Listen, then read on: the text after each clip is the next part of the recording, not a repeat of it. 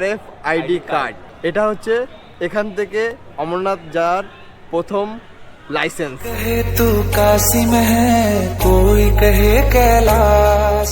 এখানে বাইরে কিন্তু তোমাকে বার্গেনিং করতে হবে। যার যার RFID কার্ড ওখানে শো করছে সবার কিন্তু ডিটেলস বেরিয়ে আসছে, বুঝতে পারছো তো? বুঝতে পারলে? যেরকম এখানে আমার RFID কার্ড ওখানে শো করলো, আমার টোটাল ডিটেলস বেরিয়ে আসলো। ফাইনালি আমরা ভাগবত নগর যে বেস ক্যাম্প আছে, বেস ক্যাম্পের ভিতরে ভেরিফাই করে চলে এসেছি। এই ক্যাম্পের ভিতরেই বাসের টোটাল টিকিট চার্জ রয়েছে। স্নান টান করার পরে বিশাল বড় এরিয়া তো, সবাই যেখানে সেখানে জামা কাপড় শুকানোর জন্য দিয়ে দিয়েছে। পুষের চপ্পল বাইরে এসে দেখে হারিয়ে গিয়েছে। আমাকে একজন বলতেছিল যে পেয়ে যাবা, বলে বাবার নাম নাও। तो हमारा दर्शन करने का और भक्ति करने का एकमात्र ही उद्देश्य है कि मुझे मोक्ष मिलना चाहिए। महादेव जी को देखकर माता पार्वती जी ने एक बार प्रश्न पूछ लिया, आपके देव के देव महादेव हो। ঘড়ির কাঁটায় সময় 1:40, রাত্রে ঘুমিয়েছিলাম 12টা নাগাদ।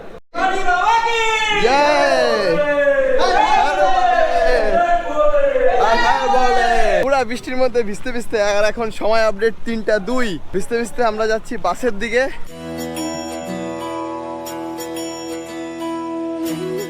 দ্বিতীয় পর্বে তোমরা সকলেই দেখেছো আমরা কলকাতা থেকে জম্মু তাওয়াই এক্সপ্রেসে করে 48 ঘন্টা ট্রেন জার্নি করে জম্মু তাওয়াই রেলওয়ে স্টেশনে পৌঁছেছিলাম। এই পর্বে আমি তোমাদের সঙ্গে শেয়ার করব আমরা স্টেশনের বাইরে এসে কি কি করলাম। পিছনেই জম্মু তাওয়াই রেলওয়ে স্টেশন থেকে আমরা বেরিয়ে পড়লাম। এখন আমাদেরকে প্রথমেই নিয়ে নিতে হবে পোস্টপেড সিম, কারণ কি উইদাউট সিম ছাড়া আমরা সার্ভাইভ করতে পারবো না। আমরা দুটো সিম নিচ্ছি পুরো গ্রুপের মধ্যে, পরে দেখবো কি করা যায় না করা যায়। কারণ কি আমাদের সবার কাছে 5G সেট আছে, আমরা হটস্পট ইউজ করব। একটা এয়ারটেল নিচ্ছি, একটা জিও নিচ্ছি। পোস্টপেড সিম মোটামুটি 28 দিন চলবে। সিমের দাম 100 টাকা আর 299 রিচার্জ, 400 টাকা পড়লো আমাদের সিম নিয়ে। এখানে কাজ চলছে। সিম চালু হয়ে গেছে? এখনো হয়নি, প্রসেস হচ্ছে। সিমের প্রসেসিং এর কাজ চলছে। সিম নেওয়ার পরে এখান থেকে বেরাবো। RFID card must, RFID card ছাড়া হবে না। আর RFID কার্ডের জন্য তোমাকে মেডিকেল সার্টিফিকেট দরকার, যেটা আমরা করে এসেছিলাম। পিছনে দেখতে পাচ্ছি স্টেশনের ঠিক সামনে। এখান থেকেই আমরা প্রথমে নিয়ে নিলাম RFID কার্ড। তো RFID কার্ড নেওয়ার পরে সেকেন্ড আমাদের যেটা দরকার সেটা হচ্ছে সিমও নিয়ে নিয়েছি। জিও সিম, পোস্টপেড সিম, যার যে সিম দরকার সে সেটা জিও নিতে পারো, এয়ারটেল নিতে পারো, BSNL নিতে পারো। তো আমরা নিয়ে নিলাম হচ্ছে জিও সিম। জিও আমাদের পড়লো 400 টাকা, এয়ারটেলও 400 টাকা, আর BSNL 200 টাকা। আমরা সব ধরনের সিম নিয়েছি, যেটা কোনটার কেমন সার্ভিস সেটা তোমাদের সঙ্গে শেয়ার করব। এখন এখানকার কাজ হয়ে গেল, পঙ্কজ আমি রেডি। এখন আমাদেরকে এখান থেকে যেতে হবে। এখান থেকে ভাগবত নগর বেস ক্যাম্প আই থিঙ্ক 5 থেকে 5.5 কিলোমিটার। সেখানে যাওয়ার পরে বেস ক্যাম্পের বাকি যে প্রসেসিংয়ের কাজ বাগেরা থাকে সেগুলোকে আমাদেরকে দেখতে হবে, রাইট? যা বলা তাই বল ভাই, কাশ্মীরের ফিল কিন্তু অন্যরকমই লাগছে, কি বলিস? মানে মাহলটাই অন্যরকম। মানে ব্যাপারটা কি হয়, এই কাশ্মীর কখনো পাকিস্তানকে কিন্তু আমরা দিব না, আমাদের ভূস্বর্গ, ঠিক আছে? ভারতবর্ষের মাথা বলতে পারি কাশ্মীর।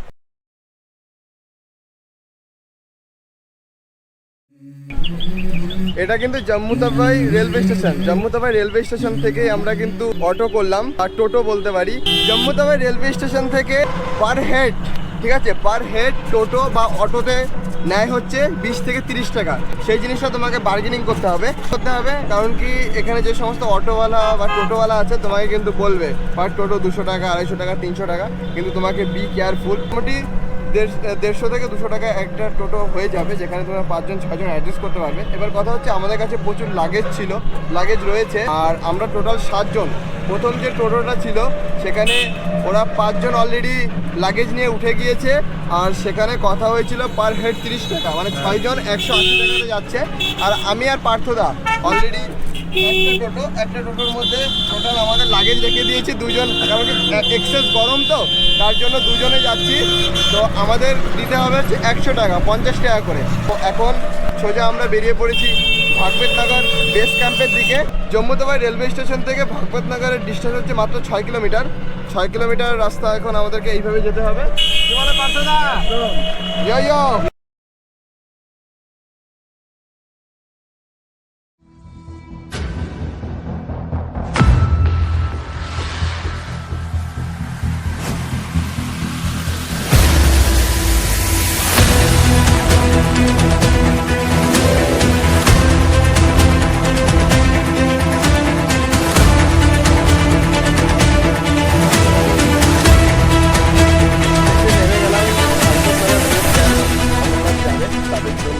বেস ক্যাম্পে যাওয়ার জন্য রাস্তাটা খুব সুন্দর করে দিয়েছে। অমরনাথজি ও মোটামুটি কাশ্মীরে ঠান্ডা ঠান্ডা সেই ব্যাপারটা আপাতত নেই। আই থিঙ্ক অমরনাথে হবে। আগে ওখানে আমাদের ব্যাগপত্র চেক হবে, ওখানে ভিডিও করতে দেয় না, তো আমরা তোমাদেরকে আগে দূর থেকে দেখে নিলাম।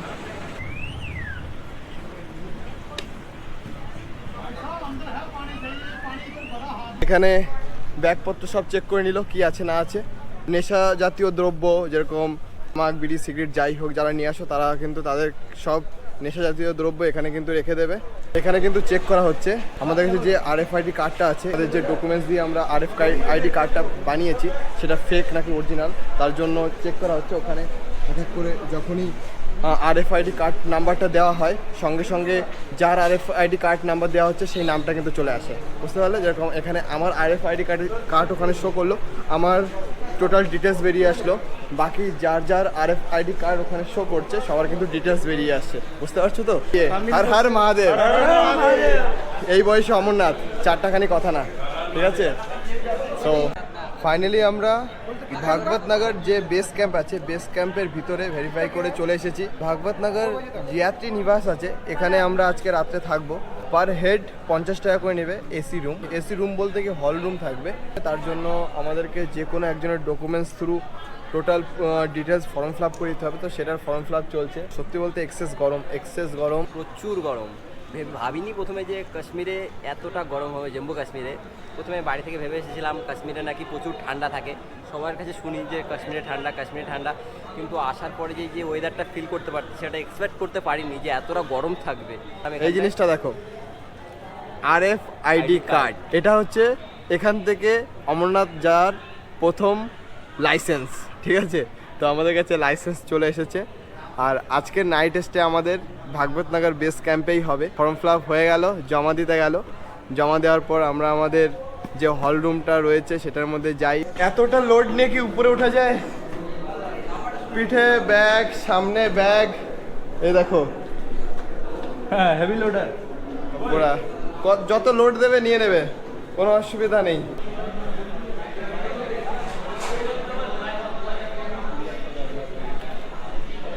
থাকার জন্য কিন্তু কোনো অসুবিধা নেই, খাওয়া দাওয়ার জন্য খাওয়ার ব্যাপারটা পরে আসি। থাকার জন্য জায়গা একদম অ্যাভেলেবেল। গাদ্দা চাদর বালিশ নিয়ে নেয় হচ্ছে 120 টাকা। 100 টাকা আগে থেকে জমা রাখে, যখন গাদ্দা বালিশ আর চাদর আমরা জমা করব আমাদেরকে 100 টাকা রিটার্ন করে দেবে। আর 20 টাকা ভাড়া পড়ে, এক নাইটের ভাড়া পড়ে 20 টাকা বালিশ চাদর আর গাদ্দা দিয়ে। আর পার পারসন এসিতে থাকার জন্য 50 টাকা, মানে ওয়ান নাইটের একটা মানুষের খরচা হচ্ছে 70 টাকা। তো বস অমরনাথ আসতে গেলে অতটা খরচা না, তো শুধু মানসিকতা দরকার আসার, ঠিক আছে? রুমটা তো দেখে নিয়েছিলে কেমন। আমরা সবাই স্নান করে নিলাম, ওর এখানে স্নানের জন্য সুব্যবস্থা রয়েছে। এখন হচ্ছে আমাদেরকে খাবার খেতে হবে, আর এখানে ভান্ডারের ব্যবস্থা রয়েছে।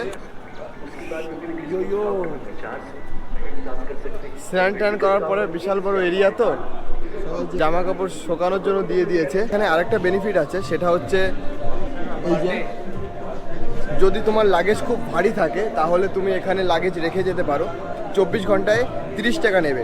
বেস ক্যাম্পের ভিতরেই সিম কার্ড বিক্রি করছে, জিও, এয়ারটেল, BSNL সব পেয়ে যাবে বেস ক্যাম্পের ভিতরেই। আর বেস ক্যাম্পের ভিতর থেকেই তুমি টিকিট কেটে নিতে পারবে বাসের জন্য। ক্যাম্পের ভিতরেই বাসের টোটাল টিকিট চার্ট রয়েছে, তুমি কে কোথায় যাবে। যেরকম এখানে দেখো, জম্মু টু বাল্টাল যে যাবে, AC bus, non AC bus, super deluxe কি দরকার। আর যে জম্মু টু পহেলগাম যাবে তার জন্য এসি নন এসি কি আছে, এখানে রেট চার্ট দেওয়া আছে। তো এখানেই রয়েছে রেট চার্ট, তুমি এসিতে যাবে বা নন এসিতে যাবে বা কিসে যাবে তার টোটাল রেট চার্ট রয়েছে। এখান থেকে তোমাকে টিকিট বুকিং করে নিতে হবে। আমরা অলরেডি পহেলগামের জন্য টিকিট কেটে নিয়েছি। আমাদের টিকিট রয়েছে রাত্রি 2টার সময়, মানে বাস রয়েছে রাত 2টার সময়। তো আমাদেরকে এখন রেস্ট করতে হবে, রাত 2টার সময় উঠে আমাদেরকে লাইনে লাগতে হবে, বুঝতে পারলে তো? এই যে আমার গলায় RFID কার্ডটা ঝুলছে না, তুমি যত সময় এখানে থাকবে সিকিউরিটি পারপাসের জন্য কম্পালসারি এটা তোমার গলায় রাখতে হবে। এটা যদি তোমার কাছে না থাকে তাহলে তোমাকে কিন্তু আটকে দেবে। এই যে ভান্ডারা, এখান থেকে আজকে আমাদের দুপুরের লাঞ্চ।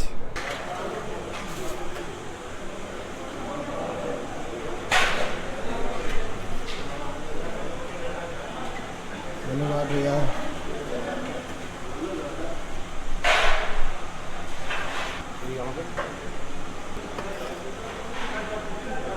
बहुत बहुत धन्यवाद।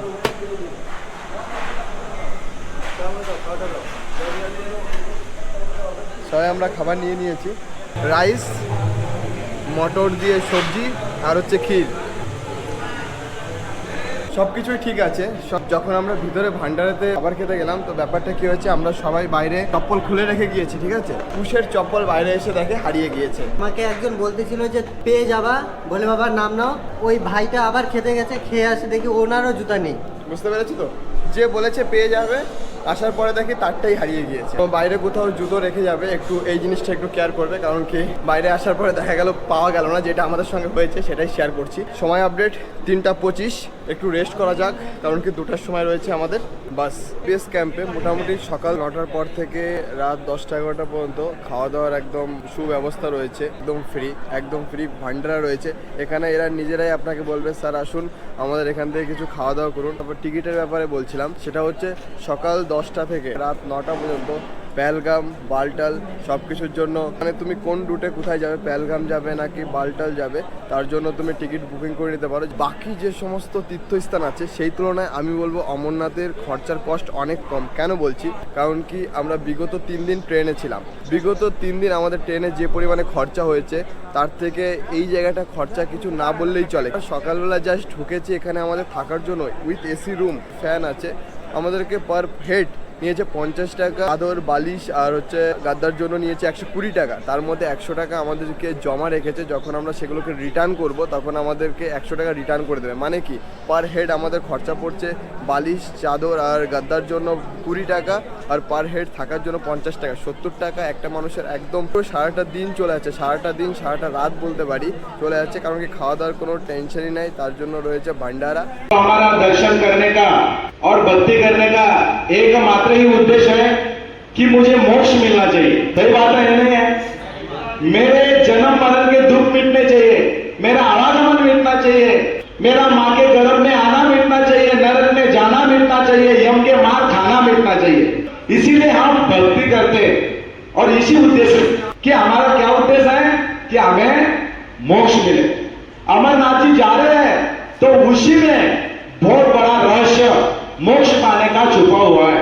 जब ध्यान समाधि में बैठे हुए महादेव जी को देखकर माता पार्वती जी ने एक बार प्रश्न पूछ लिया कि आपके देव के देव महादेव हो और आपके गले में जो मुंडक माला है वो किसकी है? तब महादेव जी ने बताया, पार्वती जी को बताया, माता पार्वती जी को बताया, सत्य वचन कहूं सुंदर वदनी, मेरो राम आधारा, ररंकार से प्रीत लगाऊं सब सारंग में सारा। हे सुंदर वदने, आप मेरे सत्य वचन सुनो, मेरा यदि कोई आधार है तो वो परात्परी परमात्मा, अमर देव, अमर पुरुष, अविनाशी, वह परमात्मा, वो राम जी आधार है। और मैं उस परमात्मा का राम नाम का सिमरण नित्य करता हूं और इस वजह से मैं अमर बन चुका हूं। तो आपने मुझे कभी पूछा नहीं, इसलिए मैंने आपको कभी बताया नहीं। आप पूछ रही हो तो माता पार्वती जी को कैलाश लोक से लेकर कहां पर लाए? अमरनाथ में गुफा में लेके गए और अमर कथा सुनाई। कौन सी कथा सुनाई? अमर कथा सुनाई, जो आज हम सभी यहाँ बैठ के सुन रहे हैं। उस परमात्मा का भेद विधि और अमर कथा सुनाई और वहां पर उस परमात्मा का भेद दिया। कौन सा भेद दिया? राम रामे तेरमे मनोरमे, राम नाम सहस्र नामाता तुल्यम, राम नाम वराना में। राम नाम सहस्र 1000 कोटि नाम से सबसे बड़ा ऊंचा राम नाम है और वही राम नाम का मैं निरंतर जाप करता हूं और वही राम नाम से मैं अमर बन चुका हूं। देखो, और माता पार्वती जी भी ये राम नाम का सिमरण करके क्या बन गई? अमर बन गई। हर हर महादेव। রাত্রে ঘুমিয়েছিলাম 12টা নাগাদ। অভিষেক আর পার্থদা ডেকে উঠায়, বলে কি ভাই চল চল তাড়াতাড়ি যেতে হবে। ঘুম থেকে উঠে ব্রাশ ট্রাশ করে অলরেডি আমরা সবাই ফ্রেশ হয়ে গিয়েছি। হল রুমটা প্রায় খালি হয়ে গেছে, আমরাই শুধু বাকি আছি। আর এখান থেকে বাইরের ওয়েদারটা কিছু এরকম, বৃষ্টি হচ্ছে, হালকা পাতলা বৃষ্টি হচ্ছে। কোথায় যাব, মানে আমরা সবাই যে টিকিট করেছি না, এই ঘরের মধ্যে যারা আছে, বাইরে যারা আছে, সবারই কিন্তু টিকিট করা আছে পেহেলগাম, কিন্তু ম্যাক্সিমাম ক্ষেত্রে শুনতে পাচ্ছি যে পেহেলগাম যেতে পারবো না, বালটাল নিয়ে যাবে। আমরা তাড়াতাড়ি ব্যাগপত্র প্যাকিং করে নিই, রাত্রে অনেকটা করে নিয়েছি, আর যা আছে সেগুলোকে প্যাকিং করে নিয়ে এখান থেকে তাড়াতাড়ি বেরানো যাক। বাইরে লাইন লেগে গিয়েছে, এখন রাত 2টো বাজে, আর আমরা আমাদের যে সমস্ত এই যে বালিশ, গাদ্দা, চাদর ছিল এগুলোকে জমা করতে যাচ্ছি। এখন যে আমরা এগুলো জমা করব, জমা করার পরে আমাদেরকে 100 টাকা করে ঘুরিয়ে দেবে। টোটাল 7টা ছিল, 840 টাকা নিয়েছিল, এখন 700 টাকা আমাদেরকে রিটার্ন করবে, এটা যখন আমরা জমা করব। এখন টাইম 2:22, পার্থদা অলরেডি খাওয়া দাওয়া চালু। বাকিটা খেয়ে নিয়েছে, পাত্রটা খাচ্ছে না, সকালের খাবার খাওয়া হয়ে গেছে।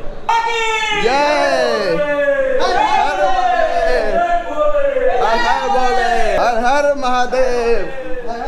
বেরিয়ে পড়লাম, হালকা হালকা বৃষ্টি হচ্ছে। চলো বাবার নাম নিয়ে শুরু করি তৃতীয় পর্ব তোমাদের সঙ্গে। হর হর মহাদেব। চলো চলো, পুরা বৃষ্টি হচ্ছে, বাট